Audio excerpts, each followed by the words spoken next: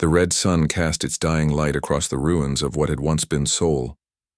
Dr. Kim Jae pulled his breathing mask tighter as he walked through the empty streets, his boots crunching on broken glass and ash. The air tasted of metal and death.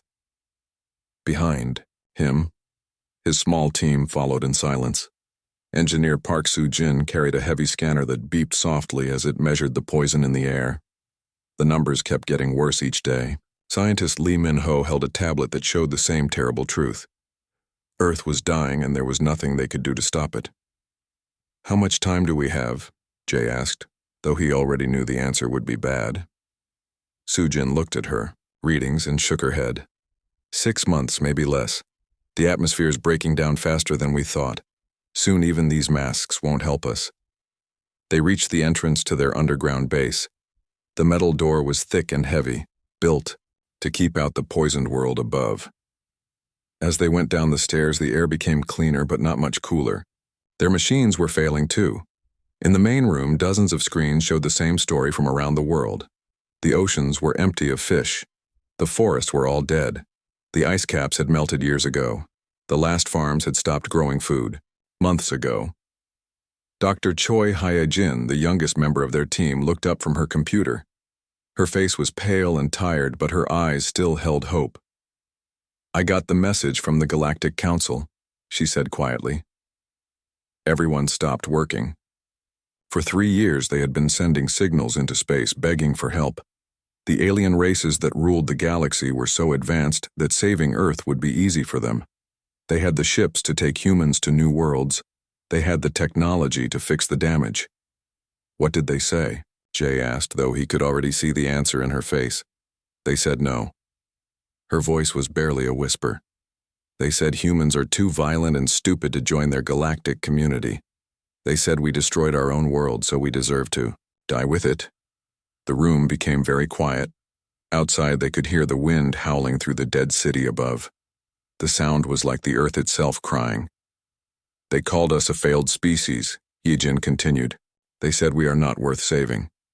Lee Min-ho threw his tablet against the wall. It broke into pieces. 3 years, he shouted. 3 years of begging them for help. We offered them everything, our art, our music, our science, our history. We told them we would be their servants if they would just help us live. Soo-jin put her hand on his shoulder. "It doesn't matter now. We have to save ourselves." Jay walked to the big screen that showed their secret project. For months they had been building something the aliens thought was impossible. Ships that could carry humans to the stars. The ships were ugly and crude compared to alien technology, but they might work. "How many people can we save?" he asked. 10,000, Soo-jin answered. "Maybe 12,000 if we're lucky. That's all our ships can carry. 10,000 people, out of the 3 billion still alive on Earth." It seemed impossible to choose who would live and who would die, but they had no choice. "The ships are ready," reported Dr. Park Yuna, Soo-jin's daughter who had been working on the engines. "The hibernation pods are working. We can put people to sleep for hundreds of years while the ships travel to new worlds." Jay looked around the room at his team. These people had worked without sleep for months, building humanity's last hope. They knew most of them would die on Earth, but they kept working anyway. "What about supplies?" he asked. "We have everything we could save," Hee-jin said. "Seeds from every plant we could find, DNA samples from animals, all of human knowledge, stored in quantum computers, music, books, movies, art, everything that makes us human." Jay nodded. If only 10,000 humans survived, they would need to rebuild their entire civilization from nothing. They would be alone in the dark between the stars with no one to help them. "The aliens think we're weak," he said finally. "They think we'll just die quietly like good little failures, but they don't know us very well." He walked to the window that looked out at their ship construction bay. 12 ugly metal cylinders sat there, each one filled with sleeping pods and supplies. They didn't look like much, but they were humanity's future.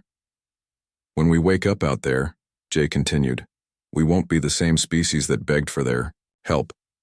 We'll be something new, something stronger, something that learned to survive when everyone else gave up on us." Soo-jin smiled for the first time in weeks. "The aliens will regret abandoning us." Maybe, Jay said. But first, we have to live long enough to make them regret it. Above them, the dying Earth groaned under its poisoned sky. But below ground, humanity's last hope was getting ready to fly into the darkness, carrying with it the dreams of a species that refused to die quietly. The countdown had begun. Captain Song Dae-hyun opened his eyes to soft blue light and the quiet hum of machines. His body felt stiff and cold, like he had been sleeping for a very long time. Because he had been sleeping for a very long time, 327 years. He sat up slowly in his hibernation pod. Around him, other pods were opening too. Men and women were waking up, but they looked different from the humans, who had left Earth so long ago. Their bones were thicker and stronger. Their eyes were bigger and could see better in the dark. Their hands had longer fingers for working in space. "Good morning, Captain," said a voice from the ship's computer. It sounded like Dr. Choi Hye-jin, the young scientist from Earth. But Hye-jin had died 200 years ago. She had uploaded her mind into the computer before she died, so she could help guide the ship. "Status report," Dae-hyun said, his voice rough from the long sleep. "We are near the Kepler 442 star system. There are many asteroids here with good metals for building. The other human ships are doing well too." Dae-hyun stood up and walked to the big window. Outside, he could see rocks floating in space, some as big as mountains, some as small as houses. His people would make their new home here, mining the rocks and building space stations. Engineer Park Yuna floated over to him. She moved like a dancer, her body perfectly adapted for zero gravity. Her family had changed over the centuries to live and work in space. "The mining robots are ready, Captain. We can start building our base right away." Dr. Yoon Tae-min checked the health of the crew. His family had learned to modify human bodies to survive in different environments.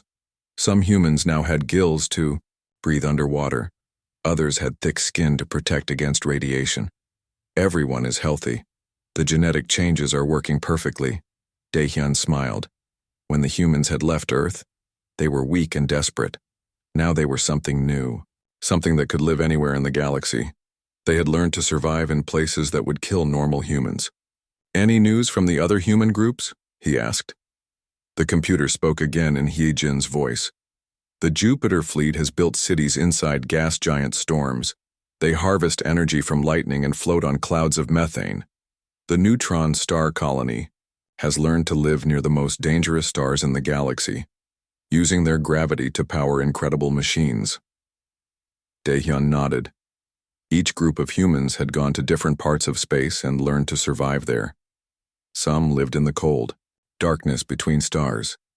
Others had built homes near black holes using their power to bend space and time. "What about the Deep Void Fleet?" he asked. "No messages for 50 years.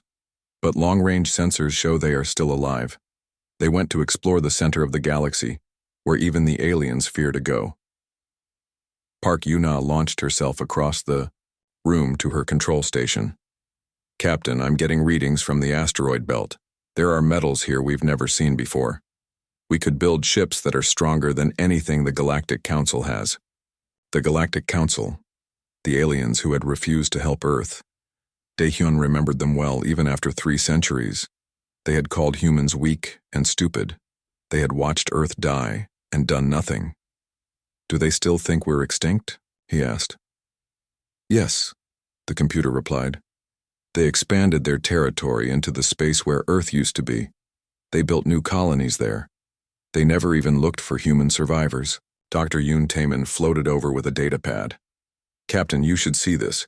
The genetic modifications aren't just helping us survive, they're making us smarter and stronger. The children born on our ships have abilities their great-grandparents never dreamed of." Dae-hyun looked at the data. Human brains were now 3 times larger than they had been on Earth. Human muscles were 10 times stronger. Human lifespans had doubled. And that was just the beginning. "The Council thinks they know what humans are like," he said slowly. "But we're not the same species that left Earth." Through the window, he watched as mining robots began cutting into the asteroids. Soon, there would be a human city here, built from space rock and powered by fusion reactors. It would be just one of thousands of human settlements scattered across the galaxy. "Sir," Yuna said from her station, "I'm picking up a transmission from the Sol fleet. They're sending a message to all human colonies." "Put it through." The voice that came through the speakers was strong and confident. "This is Admiral Kang Su-min of the Sol fleet. After 300 years, it's time to go home. Time to remind the galaxy that humanity is not extinct. Time to show the Galactic Council what we've become." Daehyun felt something stir in his chest, something that had been sleeping for 3 centuries. It was anger, but also pride. The humans had survived when everyone said they would die. They had grown strong when everyone said they were weak. Signal. "The other ships," he ordered. "Tell them Captain Song Dae-hyun and the Kepler colony are ready to join the fleet." The long sleep was over. It was time for the galaxy to meet the new humanity. The alien technician Veltar stared at his screens in confusion. His 6 bug-like eyes blinked rapidly as numbers that made no sense filled his monitors. For 300 years, this space station had watched empty darkness. Nothing was supposed to be there. "Director Quinvox," he called out, his voice high with panic. "Come quickly." The tall crystal alien moved across the room, his body catching the light and throwing rainbows on the walls. Director Quinvox had been watching this empty sector of space for 50 years. He expected to see nothing but darkness and dead stars. "What is the problem?" Quinvox asked, his voice like glass bells ringing. "Sir, there are ships out there. Dozens of them. But they're not in our computer files. We don't know what they are." On the main screen, strange contacts appeared like ghosts. The ships were huge, bigger than anything the Galactic Council had ever built. But they looked wrong somehow, like they were bending space around themselves. "That's impossible," Quinvox said.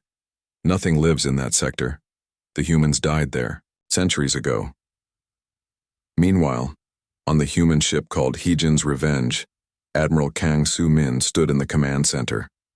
Wires and tubes connected her brain directly to the ship's computer. She could think as fast as the ship's machines and see through its sensors like they were her own eyes. Around her, the bridge crew worked with perfect coordination. Their bodies had been changed over the centuries to be faster and stronger than any human from old Earth. Some had extra arms for working at multiple stations. Others had eyes that could see different types of light. "Admiral," said Communications Officer Han Jun-ho, his throat making sounds no normal human could make. "The aliens are sending us messages. They want to know who we are." Su-min laughed, but it sounded like metal scraping against stone. "After 300 years of silence, now they want to talk." Lieutenant Commander Bae Yoon-ji floated near the weapons controls. Her family had learned to live in the vacuum of space, so she didn't need to breathe air like other humans. "Should we answer them?"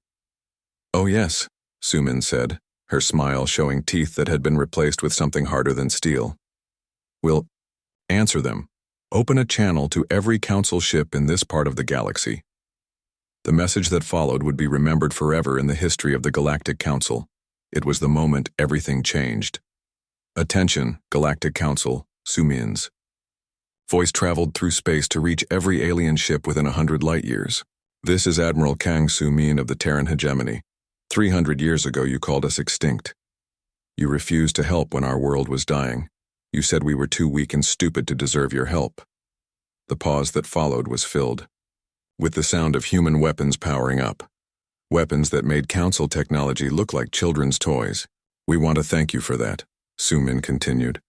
And now her voice carried a smile that would have frozen the blood of anyone who heard it. "When you abandoned us, we learned we could only count on ourselves. When you dismissed us, we became free to grow without your rules. When you were cruel to us, we became something you could never understand." On alien screens across the galaxy, human ships began to show what they could really do. Some ships could take apart entire asteroids in minutes. Others fired weapons that created tiny black holes. Their shields existed in folded space, making them almost impossible to hit. Back on the monitoring station, Veltar's screens were going crazy with readings he had never seen before. "Director, their technology, it's impossible. They're doing things our science says can't be done." Quinvox stared at the displays in shock. The primitive humans who had begged for help were gone. In their place was something that made his ancient species look like children playing with simple tools. "We are no longer the species that begged for your mercy," Suman's voice continued through the void. "We are what you made us when you left us to die. We learned to survive in places that would kill you. We learned to build things you never imagined. We learned to become something greater than what we were." On the human ship, Bai Yunji reported quietly. "All weapons are ready, Admiral. We can disable their entire fleet without killing anyone." "Good," Suman replied. "We're not here to destroy. We're here to collect what they owe us." The final words of her message echoed through council space like thunder. "You taught us that the strong survive and the weak perish. You taught us that mercy is a luxury we couldn't afford. You taught us that in this galaxy only power matters. Thank you for those lessons. Now you get to learn what happens when humans truly understand power." The transmission ended, leaving the galaxy in stunned silence. On the monitoring station, Director Quinvox stood frozen as he watched human ships move through space like nothing he had ever seen. They weren't just faster or stronger than council ships. They were playing by completely different rules. "Sir," Veltar whispered. "What do we do?" Quinvox looked at the readings one more time. The humans weren't just back. They were something entirely new. Something that had learned from 3 centuries of abandonment and grown into the galaxy's newest nightmare. "We pray," he said quietly, "that they're more merciful than we were." The great meeting hall of the Galactic Council was filled with panic. Alien leaders from across the galaxy stared at screens showing impossible things. Human ships were taking apart their strongest fleets like toys. But the humans weren't destroying everything. They were changing it.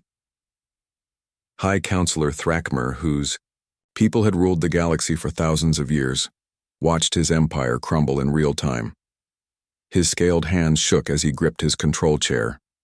"Report," he demanded, his voice echoing through the chamber. Military Coordinator Zeph-Hul moved, her tentacles nervously as she activated the battle displays. "Sir, the humans have defeated our 3rd fleet completely.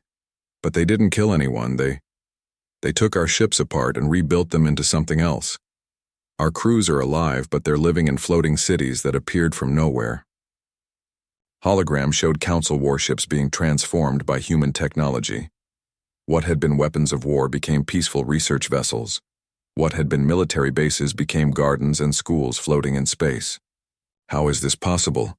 Thrakmer asked, his voice breaking. "Our records show they were barely able to fly between planets when their world died." Science advisor Kyle Dunn, whose mechanical body processed data faster than biological brains, spoke, with electronic clicks. "Sir, we have analyzed their technology. They have learned to control the basic forces of the universe in ways our science cannot explain. Their ships exist partially outside normal space and time." On the human command ship called Park Soo-jin's Dream, Fleet Admiral Odong Min coordinated the largest military operation in human history. His command center was filled with humans who looked nothing like their ancestors from Earth. Each person represented a different path of human evolution. "Status report from all battle groups," Dongmin said calmly. Captain Lim Haisol, whose brain had been enhanced with computer chips, spoke while processing millions of data points per second. "Battle Group Alpha has secured the Arcturus sector. All Council military bases have been converted to our specifications. No deaths reported. Civilian populations have been moved to safe habitats. Battle Group Beta has taken the Vega shipyards," reported Commander Nam Si-woo, whose vocal cords had evolved to speak in frequencies that could travel through vacuum. "We have all their shipbuilding plans now. Their technology is centuries behind what we developed." Major General Shin Aira, whose people had learned to survive inside the hearts of stars, smiled coldly. The Council's fortress worlds that they said could never be conquered fell in minutes. They never learned to fight enemies who can bend gravity itself. Dongmin studied the galactic map where human forces now controlled 1/3 of Council space. Red areas showed former Council territory. Blue areas showed where humans had established new governments based on freedom and cooperation. "What about resistance?" he asked. "Very little," Haisol replied. "Most alien species are surrendering. without fighting. They have never faced an enemy that could make their weapons useless so easily. Sir, Communications Officer Young Min Seo interrupted. Priority message from the council capital. They want to negotiate. The bridge became quiet. Dong Min thought about the irony. The same council that had refused to even listen to humanity's cries for help now wanted to make a deal. Put it through, he decided. High Counselor Thrakmer's image appeared on the main screen. The ancient alien's face showed something that might have been fear, an emotion his species had forgotten after ruling the galaxy for so long. Admiral, Thrakmer said, his voice much smaller than before. We wish to discuss terms of surrender. Dongmin's expression never changed. The time for discussion was 300 years ago, when we begged you to save our dying world. You refused to even listen. Now there are no terms, there is only the new galaxy we are creating. You cannot simply take over everything, Thrakmer protested weakly.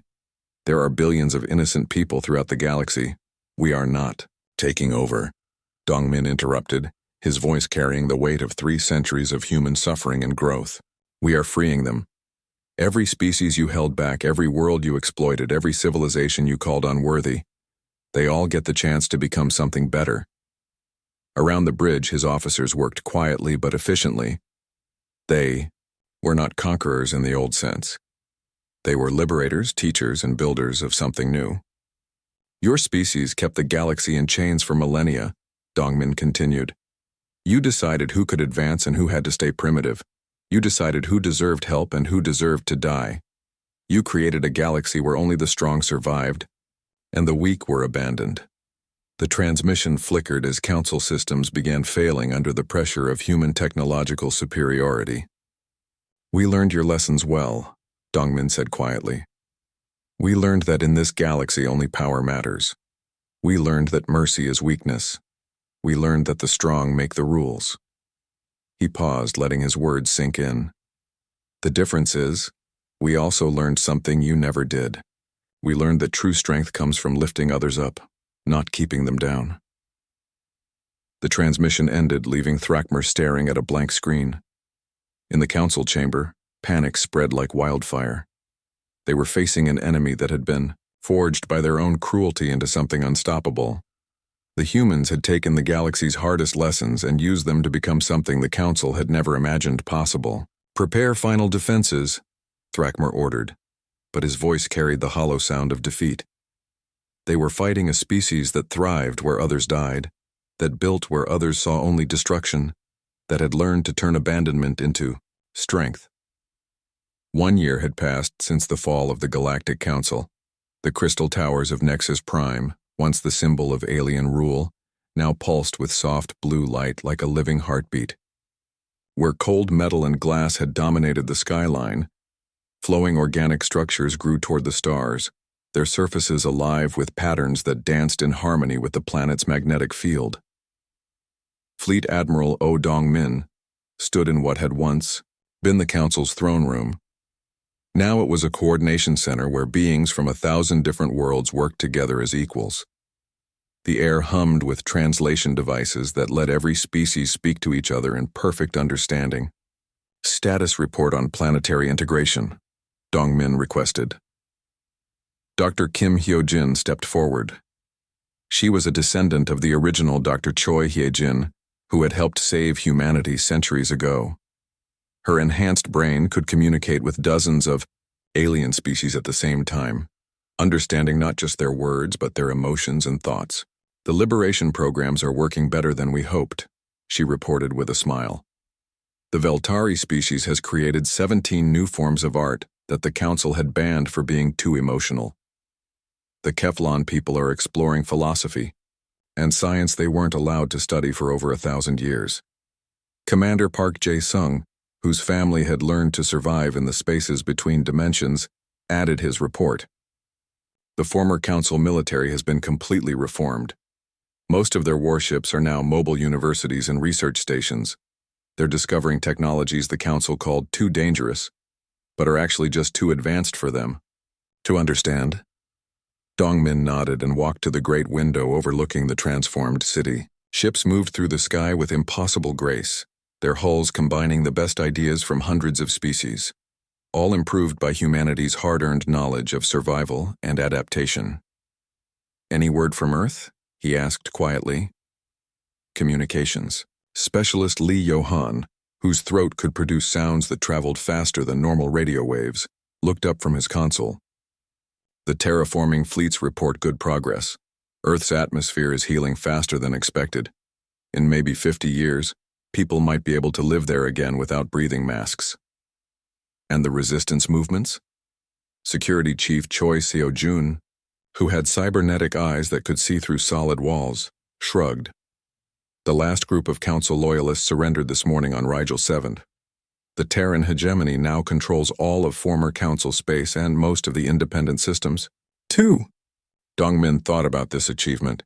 In just 1 year, humanity had done something that seemed impossible. They had not just conquered the galaxy, but transformed it into something better.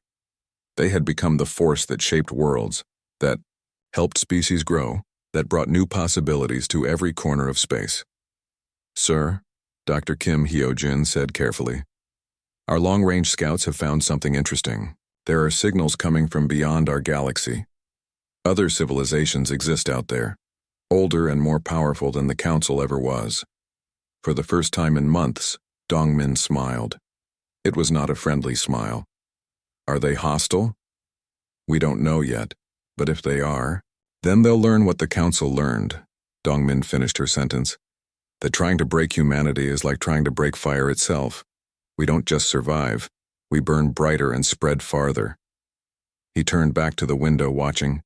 The sun set over a world that had once been the center of galactic oppression and was now the heart of something unprecedented. A civilization built not on fear and control, but on the principle that hardship creates strength, and strength creates the responsibility to help others rise. Through the glass, he could see alien children playing in parks that had once been military bases. Former Council soldiers worked alongside human engineers, building schools and hospitals instead of weapons. Species that had been enemies for millennia now shared meals and ideas. "The funny thing," Dongmin said to his staff, "is that we're giving them what we always wanted for ourselves. We're making sure no species ever has to face extinction alone again." Dr. Kim Hyo-jin nodded. The Council's greatest mistake was thinking that mercy was weakness. They never understood that the strongest civilizations are the ones that protect the weakest. Commander Park Jae-sung pointed to his dimensional scanners. "Sir, I'm detecting movement in the quantum foam. New human colony ships are launching every day, carrying our message to unexplored regions of space." "What message?" Dongmin asked, though he already knew the answer. That no one fights alone anymore. That every species deserves the chance to become something greater than they are. In the depths of space, where the first human generation ships had once drifted alone and terrified, new vessels now carried hope and possibility to worlds that had never imagined such things. The galaxy burned, not with the fire of destruction, but with the light of infinite potential. The species that had once begged for mercy now offered it freely to everyone. The refugees who had been abandoned had become the shepherds of the stars. And somewhere in the quantum foam between galaxies, human scouts were already making contact with new civilizations, ready to share the most important lesson humanity had learned. That from the deepest darkness and greatest suffering the brightest lights could emerge. The galaxy had learned to burn with humanity's fire, a fire that could not be extinguished, a fire that transformed everything it touched into something more beautiful than anyone had dared to dream. The age of abandonment was over. The age of hope had begun.